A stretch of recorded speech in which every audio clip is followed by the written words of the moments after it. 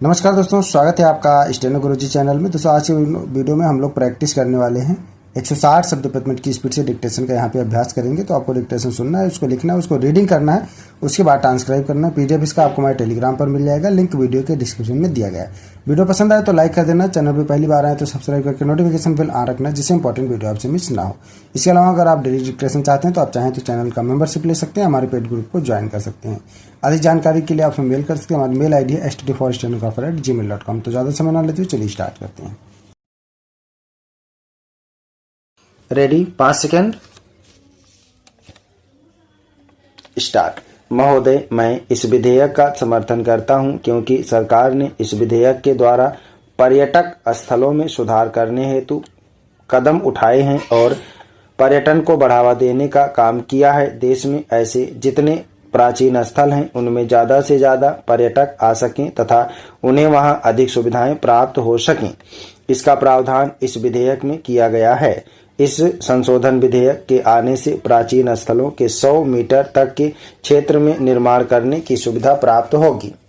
मेरी केंद्र सरकार से मांग है कि देश के सारे प्राचीन स्थलों के रखरखाव के लिए बजट में ज़्यादा धनराशि का प्रावधान होना चाहिए। यदि इस मद में बजट में ज़्यादा धनराशि का प्रावधान किया जाए तो पुरातात्विक स्थलों के निर्माण तथा रखरखाव के लिए ज़्यादा सुविधा प्राप्त होगी, जैसा अन्य माननीय सदस्यों ने भी कहा है। मैं माननीय मंत्री जी को धन्यवाद देना चाहता हूं कि आपने देश भर के पुरातात्विक स्थलों के बारे में विचार किया।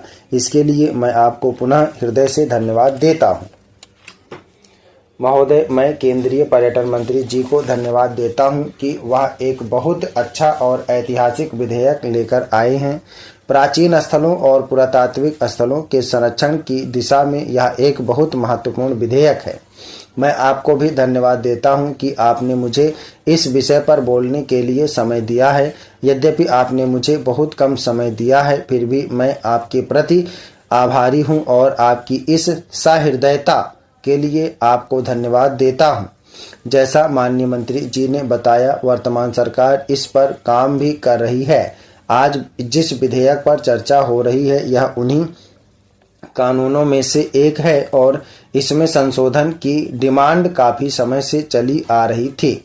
मैं आपके माध्यम से सदन को अवगत कराना चाहता हूं कि यह अत्यंत सामयिक महत्व का विषय भी है और यह जरूरी था कि इस कानून में संशोधन करके विकास की गति में तेजी लाई जाए।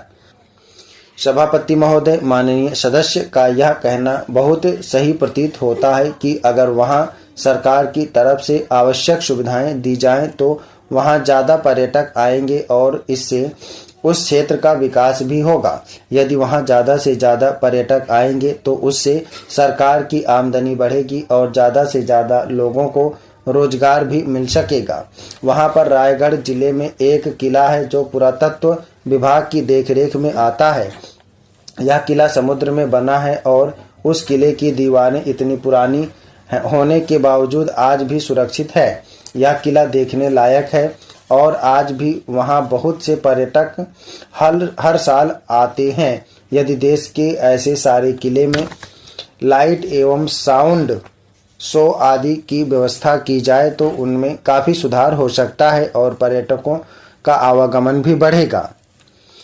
यह ऐसा कानून है जो हमारी धरोहरों को संरक्षित करता है और प्राचीन स्मारकों का रखरखाव करता है।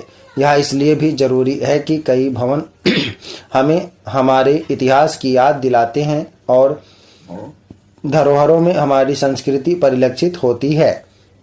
इनका रखरखाव इसलिए भी जरूरी होता है जिससे आने वाली पीढ़ियों को यह जानकारी मिल सके कि हमारे पूर्वजों का रहन सहन और खान पान कैसा था। उस समय किस प्रकार की मशीनरी और कला प्रचलित थी। जब उस जमाने में आज की तरह आधुनिक मशीनें नहीं होती थीं, तब ऐसी भव्य इमारतों का निर्माण किया जाना हमें आश्चर्यचकित करता है। आज हम यह देखकर हैरान होते हैं कि उस समय में इतने भव्य भवनों का निर्माण कैसे किया जाता था। इसलिए आने वाली पीढ़ियों को इस बात की जानकारी मिल सके, इसके लिए इन प्राचीन स्थलों का संरक्षण किया जाना बहुत आवश्यक है। आने वाली पीढ़ियों को भी इन भवनों के रखरखाव के बारे में जानकारी मिलना भी आवश्यक है। आपकी वर्तमान सरकार प्राचीन स्थलों के संरक्षण और रखरखाव में के काम को बखूबी पूरा कर रही है। मैं अपने विपक्ष के मित्रों को भी बड़े की बातों को ध्यान से सुन रहा था। उनको विकास के कार्यों में भी राजनीति नजर आती है, लेकिन मैं आपके माध्यम से कहना चाहता हूं कि विकास के कार्यों को निस्वार्थ भाव से करना होता है और यह सरकार इस काम को बखूबी अंजाम दे रही है। प्राचीन स्थलों, भवनों और धरोहरों को क्षति पहुंचाए बिना उनका संरक्षण करने के साथ ही अगर उस क्षेत्र का भी विकास होता है तो यह सर्वोत्तम प्रयास कहा जा सकता है और मुझे लगता है कि इसमें किसी को भी दिक्कत नहीं होनी चाहिए।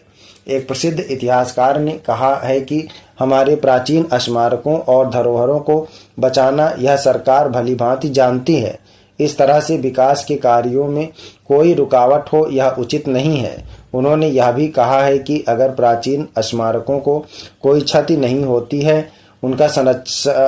अपितु उनका संरक्षण होता है और साथ ही विकास भी होता है, तो हमें उस विकास को आगे बढ़ाना चाहिए। स्टॉप। धन्यवाद।